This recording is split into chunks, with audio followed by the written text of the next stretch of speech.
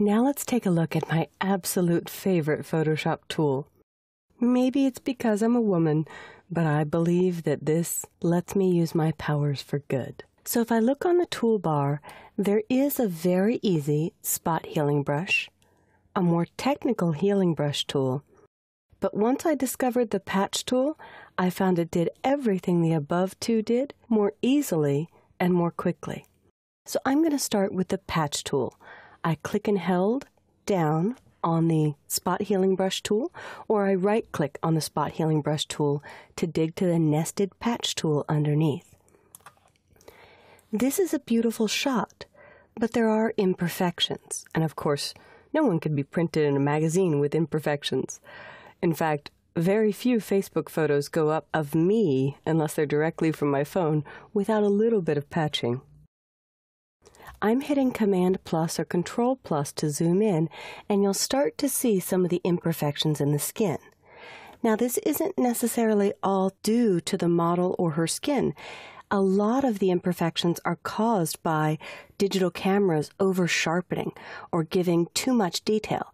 So every pore to me looks like a Grand Canyon, and every blemish or imperfection is far more obvious when you have the ability to zoom in like we do in Photoshop. So, with the patch tool, you could see she's got a small blemish up here.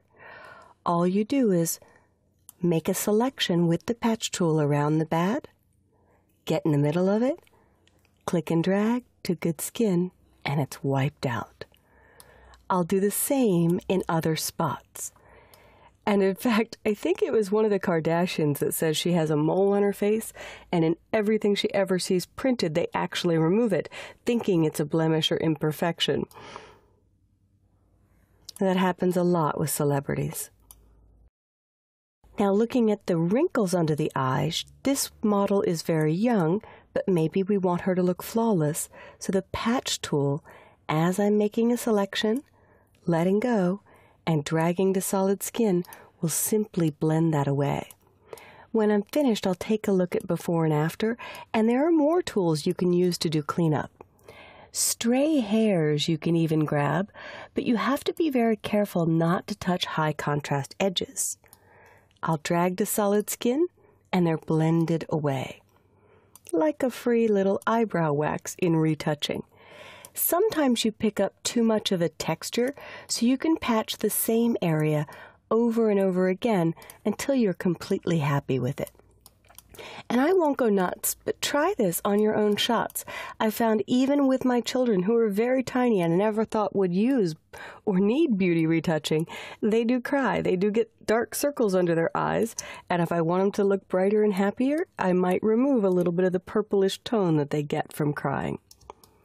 So there's your beginning beauty retouching, and after patching all the imperfect skin, the next thing I'm going to do is make the eyes more of a focal point. To let you know what keys I'm hitting, I'm using the spacebar key to give me the hand tool to move my screen around. I don't want to remove her adorable little dimples, but maybe I don't like the mole there. The patch tool works on dark circles under the eye, wrinkles on the forehead or crow's feet, or even if I zoom in with Command plus or Control plus and move around with spacebar, neck wrinkles, 5 o'clock shadow on men, even flash on sunglasses. The patch tool is just my absolute favorite and easiest repair tool. So I'd use the spacebar to move around quite a bit, and the second thing I want to do in beauty retouching is digital camera shots will often artificially darken the midtone. So will scanners. And when I say midtone, just to define my terminology, midtone is anything close to a middle gray, around a 50% color value. If you can picture 0% as white or no ink on paper, and 100% as black. Any shades that fall in between white and black, kind of in the middle, would be considered a midtone. So I've created a flawless forehead, no Botox needed. And now I'm going to go to the Dodge tool. The Dodge tool is a photography tool for lightning. On the Dodge tool, I'll make my brush size smaller, and I'm using on my keyboard my left bracket key or right bracket key. They are located next to the letter P on your keyboard. You can also use the menu way to dial this down. My goal with the Dodge tool is to make it about the size of the iris of the eye, the colored part of the eye. And I never dodge more than 20% or it looks artificial. Between 10 and 20% is perfect. So now I'm dodging, just sweeping around the pupil so you can see more of the beautiful blue in her eye. Again, I'll do that on the opposite eye.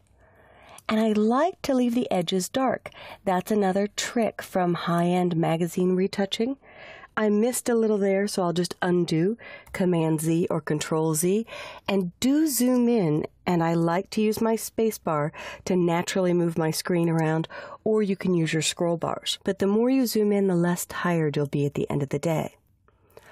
Also, as we age, our teeth and eye whites yellow.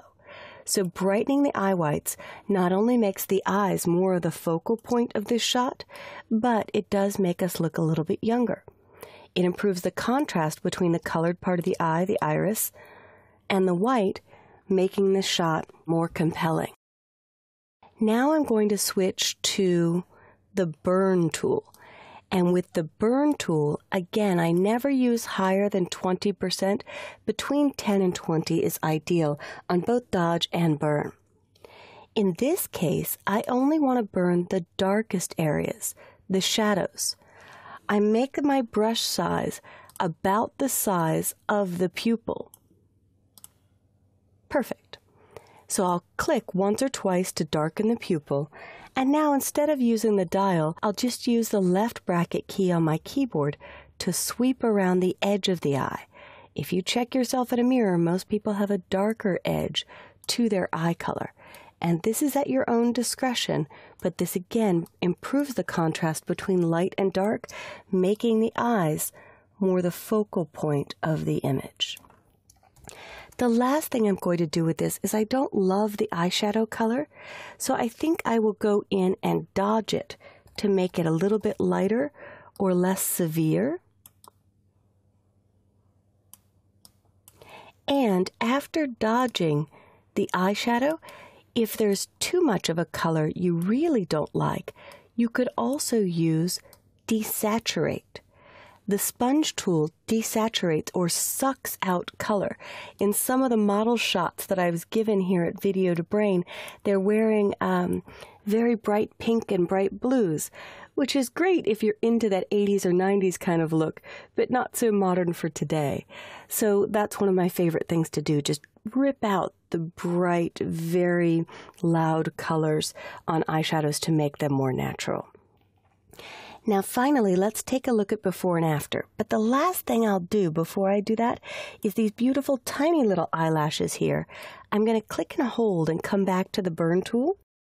I'm still on burning shadows, and I'm using my right bracket key on my keyboard to make my brush bigger. For women and babies, I tend to burn over the eyelashes because it really just makes them pop out of the photo. Now, let's appreciate where we've come to. In the history panel, I can stretch it and click the first snapshot, the original image I open. I'll zoom in so you could see this with Command plus or Control plus. Here's before, imperfect, a real human being. Here's after, perfection, and a magazine shot.